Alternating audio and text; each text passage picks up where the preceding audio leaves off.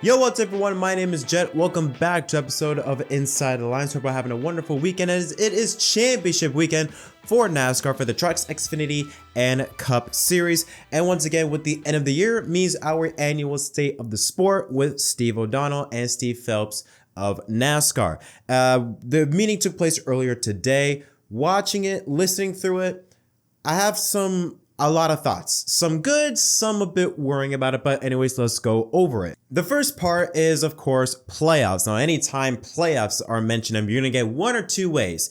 Fans that love it, fans that hate it. It will forever be controversial. Steve Phelps acknowledged the controversy regarding playoffs and had some very charging words surrounding it. Playoff system that I believe is the toughest in sports. And if you think about the style of racing that we have, and the incredible competition on the racetrack, think about the variety that our drivers had to go through, right? They raced on dirt, they raced on concrete, they raced on asphalt, they raced on short tracks, street courses, road courses, super speedways. Is there another racing series on the planet that can say that?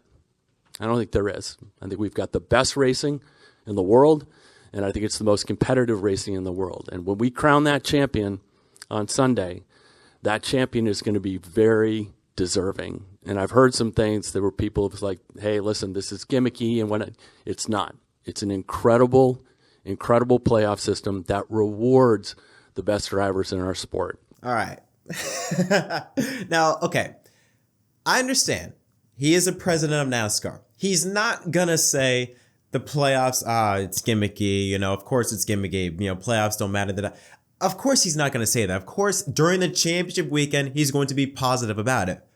But come on, let's not lie, all right? Let's not pretend. It's gimmicky. Very, very gimmicky. You cannot deny it. Even if you love the playoffs, you can't deny it's very gimmicky how we crown a champion compared to other forms of racing. Again, whether you love the playoffs or you don't, is gimmicky. My feelings on it, I'm more or less accepted it. I'm not a fan of the playoffs. Certainly, much more of a fan of this version compared to the 2014 to 2016 one. Still not a fan of it. I still have some issues with it. Some things I would like changed. Number one, I hate a one race winner take all. There's too many variables for NASCAR for things to go wrong. Now, you could make the argument that with the playoff points and things like that has created a championship for that has almost been right every year besides Harvick in 2020. So you could make that argument. I do have some other issues like with the playoff size being way too big, winning you're in. I have some issues that I have with it that I'll discuss in a later video, but that will always be a topic of conversation is the playoffs, whether it's good or not for NASCAR. He does make a good point when talking about the variety of the schedule. We're talking about racing on dirt, concrete, asphalt, short tracks, super speedways. He does make a good argument that the NASCAR Cup Series has the most diverse schedule in all of racing in the world. So he does make a good point with that, even though majority of it is in the regular season, and considering next year we don't have a dirt race, still the point remains the same that it is the most diverse schedule in racing in the world. So you do have to be the best across all types of tracks to at least make it to the playoffs somewhat. Another interesting topic that he brought up was attendance and TV rights. Now, TV rights this year haven't been the best. In fact, they've actually been on a down. Not a big down, but nevertheless, it has been a down, especially during the playoffs. The ratings have just not been good at all. Pretty sure almost every single playoff race has been down double digits, if I'm not mistaken, or at the very least a good chunk of it. So ratings are not down, but Steve Phelps still have some optimism about what the next TV rights will look like and also the future about fans in the sport. I would also go to attendance. So I talked about sellouts here. Had 50% more sellouts this year than we had last year. I think everyone who goes to the racetrack can agree that not only do the crowds look better, and they do, but the energy level coming to a NASCAR race is as good as it's been in a decade. It is our goal to continue to have growth in attendance at all of our racetracks. Other would be consumption. So if you look at digital and social consumption for NASCAR for this year, it's up. Television has been a bit of a mixed bag, with the Cup being down low single digits, as well as our Craftsman Truck Series, low single digits, and then the Xfinity Series being up. I would say that we haven't had great luck, particularly in the first half, with weather. Weather wasn't our friend, but I'm super excited to get us back on the growth pattern from a television perspective next year, because we'll have lower comps than we did this year. So excited about that. I think that NBC came back in a powerful way, and those metrics being up. So if you consider back in March, we were down 15%, and now we're down mid-single digits. We're happy with where that is. That part I agree with. As someone that has attended NASCAR races since COVID, especially since the next gen era, I could definitely say that there has been a new energy with NASCAR fans attending to races. You see a lot more sellouts, or at the very least, more tracks be more packed than normal. But yes, there are still some races where it's like, oh God, the attendance is kind of awful. But freaking Texas had a really good attendance. Words I never thought I would say. A lot of races this year have had an uptick or sellout. So I 100% believe in NASCAR continuing an uptick trend in terms of attendance. I think the way I look at it, NASCAR is becoming more niche, meaning you're seeing more diehard fans than you're seeing more of the casual fans, if that makes any sense. Like, NASCAR is getting more popular within its own bubble.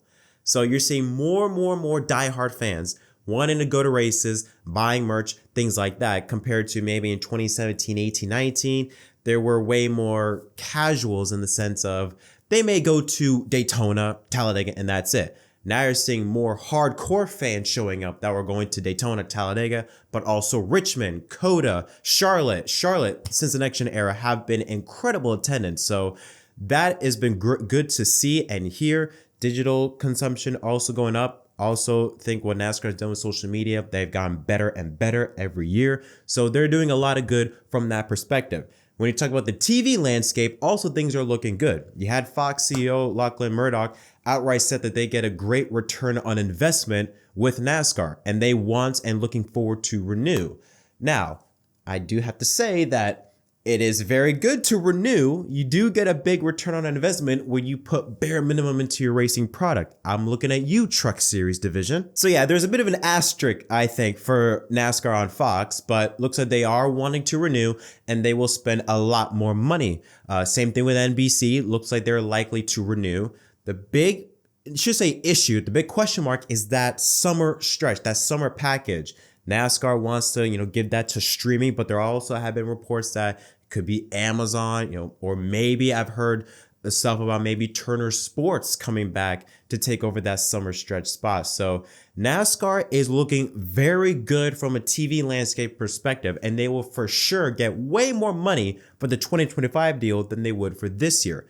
They're already getting over $100 million for the CW on the Xfinity series. So NASCAR is making a lot of good moves and is being presented in a very positive manner on the TV media rights scope of things. Next up is charters. Now, charters are a big controversy in NASCAR. If you're a fan, you most likely hate charters. If you're a team owner, you love charters.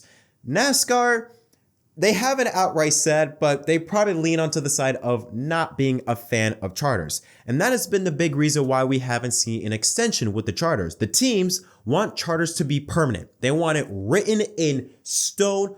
You cannot take away our charters, because they have spent millions upon millions of dollars to buy and keep their charters and to invest into their racing shop. 2311 is an example of creating a whole brand new shop because they're anticipating them getting more money, or at the very least keeping their charters for the next deal. Remember, the deal ends this year. The TV rights deal ends next year. NASCAR has said that they would want to get the TV rights deal done first before getting the charters done first. So it's crunch time when you think about it from how NASCAR wants things to work out. If you would ask the race teams, do we think we're making progress with NASCAR on where things stand in the extension of our charters? I think our race teams would say yes. We understand that race teams want three things, And I'll talk about Charters specifically or Cup specifically. But honestly, it's the same thing for Xfinity and trucks. So if you think about race teams, what do they want? They want to be competitive on the racetrack. They want to make sure they're break even or profitable, right? And as it relates to the charters specifically, they want to increase their enterprise value. So I won't get into numbers about where we stand from an enterprise value standpoint with our charters, but I would say this: when the charters change hands at the end of the year, and we know at least one will, there'll be a significant multiple that race teams will have from a charter enterprise value standpoint. Teams have said in the latest article from Adam Stern that they feeling encouraged with their last meeting with NASCAR, as it was, like Steve Phelps said, the whole thing that was discussed about was charters. So charters is a big thing that I don't want to say withstands the growth, but determines how much NASCAR is going to improve in the future by how this charter deal works out. If it works out well for teams, then teams flourish. At the end of the day, we want teams to be making profit. If teams make profit, that means they're going to put even a greater emphasis in NASCAR as a return investment, whether it's more emphasis on merch, more emphasis on team appearances, whatever the case may be. You want teams to earn money, because then that also looks good for maybe teams outside of the sport, team owners that maybe want to get into NASCAR. They see that teams are making a profit. They want in on it. The only issue is that you making charters permanent, you close that door by like 95%, that now only the richest of the richest can get into NASCAR, compared to in years past, anyone can get into NASCAR. You keep charters permanent, maybe you may get one new owner every 5 years. You know, I mean, that's the issue with charters. It's good if you're in the sport, you want charters. If you're not in the sport, you don't want charters. So again, it's like the playoffs. You either love it or you hate it. There's no really in between. Next up was Steve O'Donnell, that was sitting next to Steve Phelps. Now, Steve O'Donnell has a lot of roles. Well, he has now more roles being added onto his list working at NASCAR. He now oversees sales, marketing, content, digital, social, and broadcast. Anything revolving around that, now Steve O'Donnell oversees that. Good or bad? We'll just wait and see. I'll give you my thoughts maybe down the line. Now, one of the things he first talked about was the next-gen car. Now, the next-gen cars since it debuted last year have been a hot topic. Some fans love it, some fans hate it, some drivers love it, some drivers hate it. One of the first things he discussed was the short track package, the short track and road course package, and said that it needs work. Are there some things we're going to continue to look at? Absolutely. Short track, road courses, you've seen some improvements that we've looked at. Not exactly where we want to be, but Goodyear and our partnerships worked really well. The drivers will be meeting with Goodyear today. I believe John said it at 5:30 to continue to work together on the race and the rules package around our short tracks and road courses. A lot of different things we're going to look at, both from an efficiency standpoint for the race teams and then what you see on track as far as quality of racing. But certainly like the momentum we're seeing. Really important that we saw what we did at Martinsville, competitive race, and that's the momentum we want to continue to build on. Another thing he also discussed was safety. And the work by Dr. John Padalecki and the teams together, collectively talking about what we've learned, what we could do, and quickly reacting to new parts and pieces on that car, the front and the rear clip. We had two really severe incidents this year, and that car held up. And we were able to learn from that. And as I've said and will repeatedly say, and I think everyone on our team will say, it's an endless journey for us. We want to be at the forefront of safety. We're going to continue to learn. When we find something, we're going to implement it and react. So proud of the group and the effort. And I think most proud of all 4 championships here. Now, my thoughts on this with the next-gen car, I always go back to the car tomorrow, to the COT. When it debuted in 2007, it was not good. Didn't race good, didn't really look good.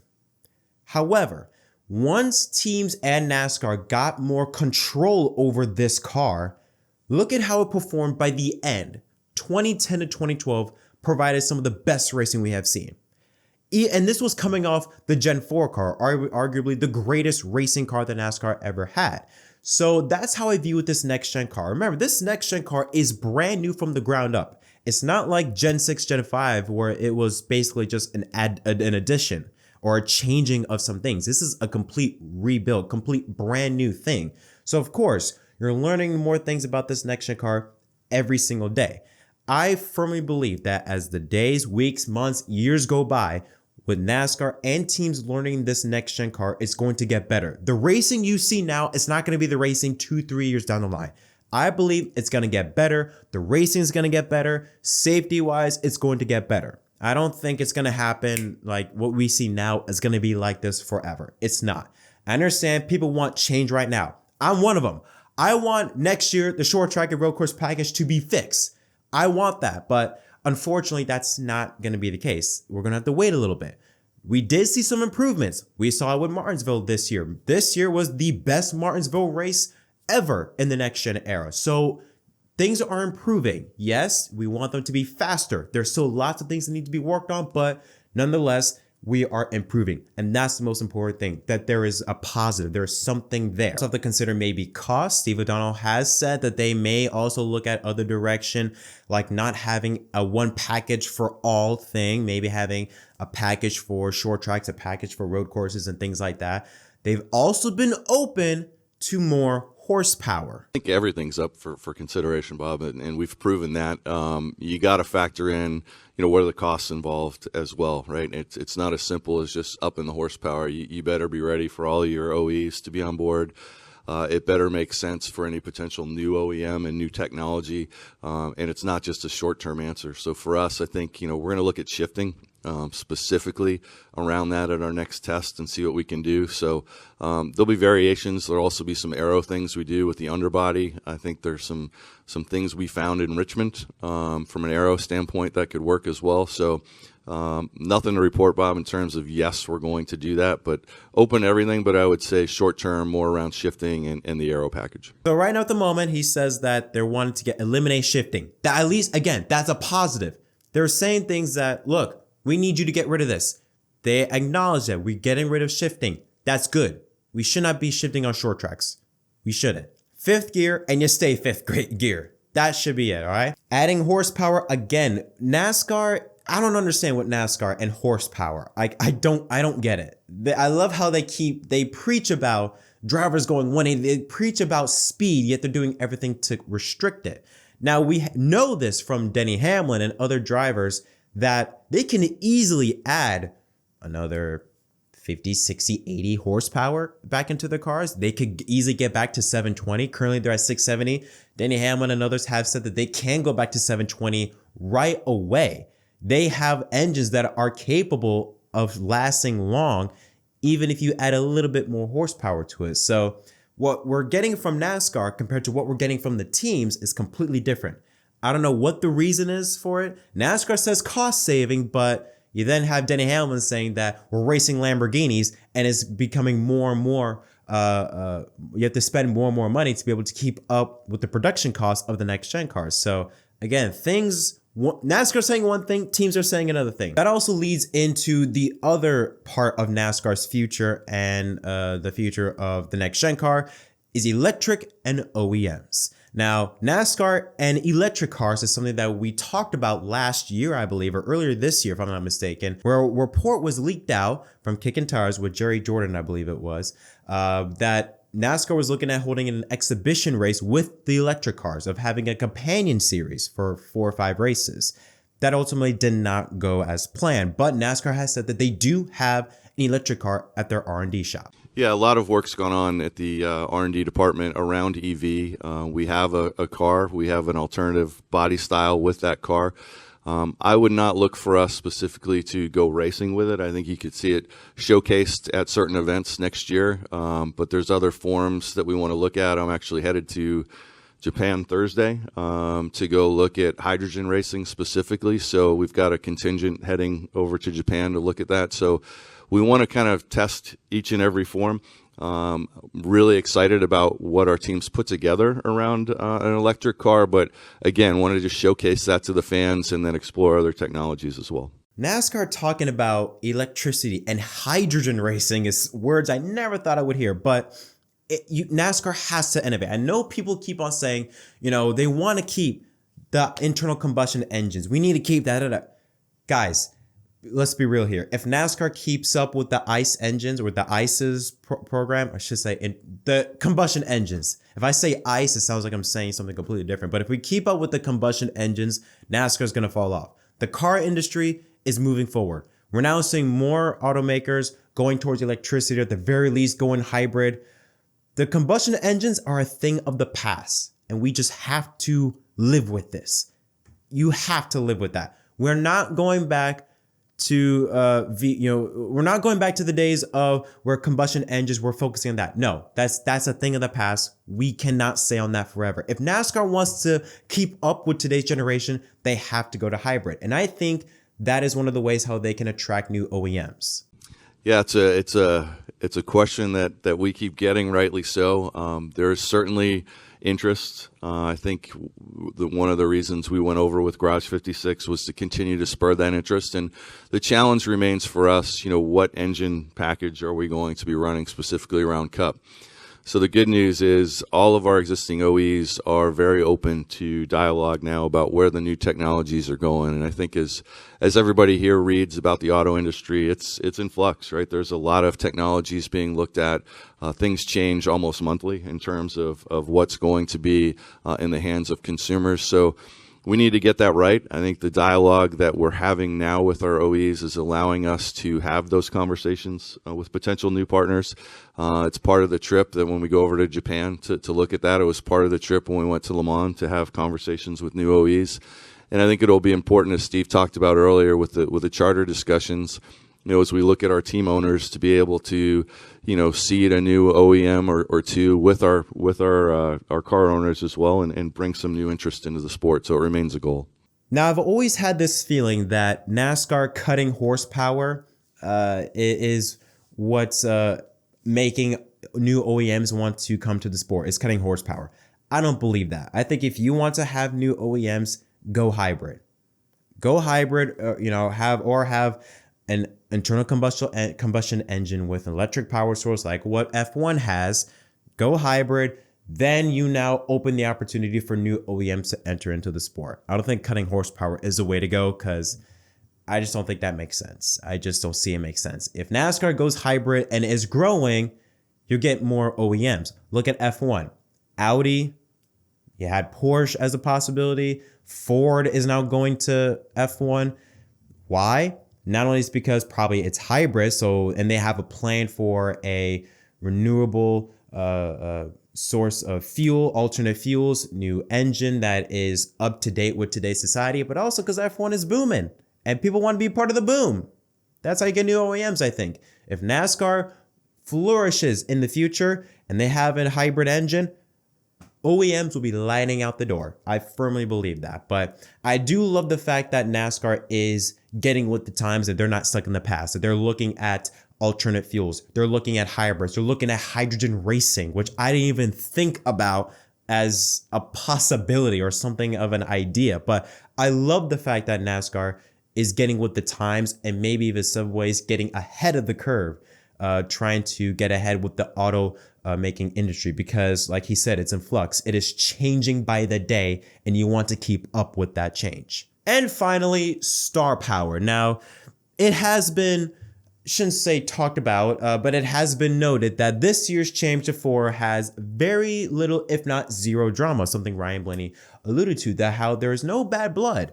And I think that's both good and bad thing. It's a good thing because, you don't want forced drama, but it's bad because there really is nothing to talk about. However, NASCAR has said that, they would like their drivers to be more forward, push more in terms of getting their brands, getting their names and faces out there, as well as NASCAR has said that they need to do a better job themselves. What can drivers do? I think as we look forward in 24, 25 and beyond, and this is a question that Jenna asked last year with respect to, quote, driver star power, right?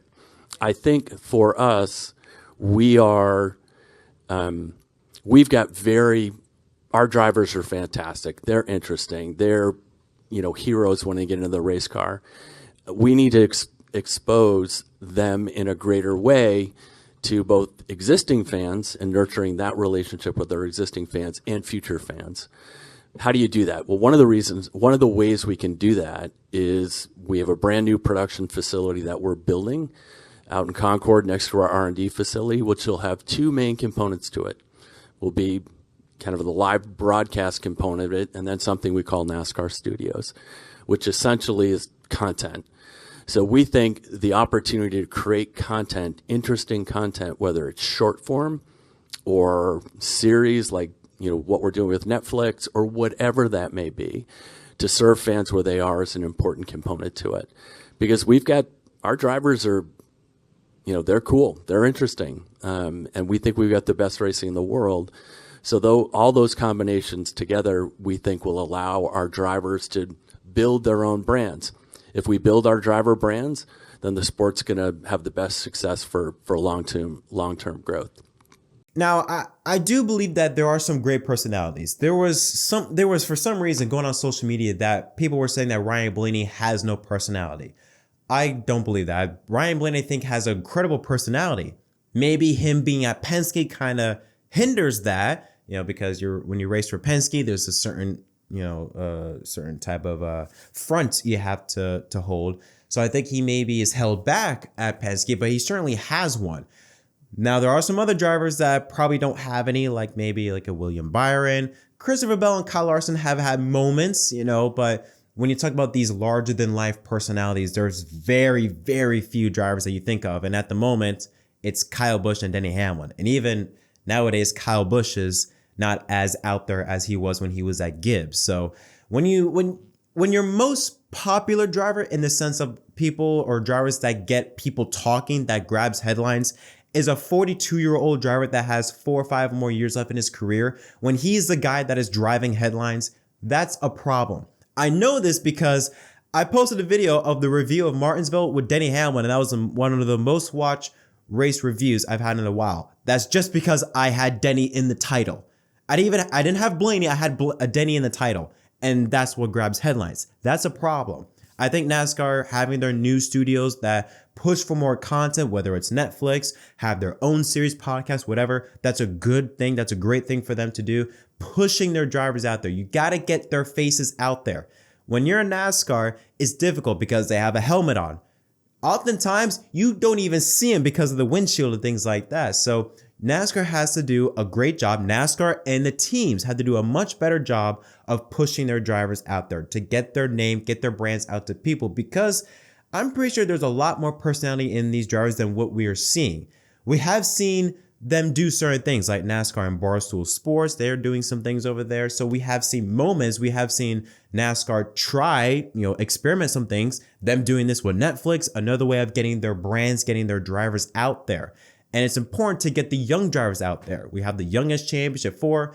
Get the names like Blaney, Bubba, Byron, Larson, Bell, get Bowman, get those names out there because they're your future. They're your stars. Get them out there to as many people as possible so that by the time Hamlin, Busch, Harvick retiring this year, but the time the veterans leave, you already have a backup there ready to take over. Like what we saw from the 90s to the 2000s when you had the Labontes, the Earnhardt Sr., the Waltrips, when they all had their moment and when they all left, you already had Harvick, Johnson, Stewart, Jr., ready to back up, ready right there to take over. Robbie Gordon, ready right there to take over their spots. So that's what NASCAR needs to do a better job of, not only from an industry perspective, the teams, and also drivers themselves need to do a lot better job pushing social media to get their brands out there. I want to end this off with an interesting quote that Steve O'Donnell said regarding NASCAR getting their fingers all over drama, wanting to push for drama, push for excitement. Yeah, I think it's a great question, and it's something that we look at. We want to do both, and I don't mean be a soap opera. I mean,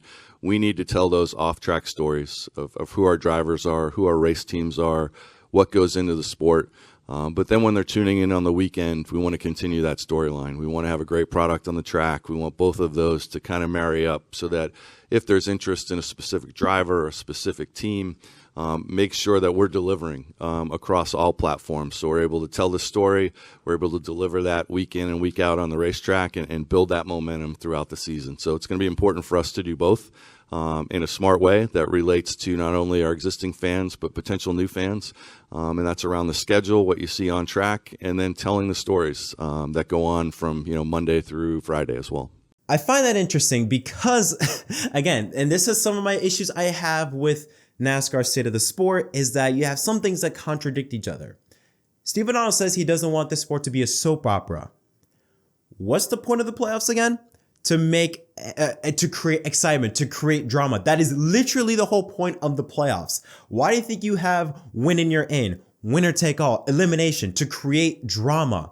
That is the whole point of the playoffs. So it is kind of hypocritical to hear Steve O'Donnell say we don't want it to be soap opera, yet you have that. And on top of that, 2023, you add in another drafting track in Atlanta to create more excitement, more drama, more moments. So again, some of my issues with this state of the sport is NASCAR contradicting themselves. They say one thing, their words say one thing, their actions say another. Ultimately, I leave this press conference intrigued.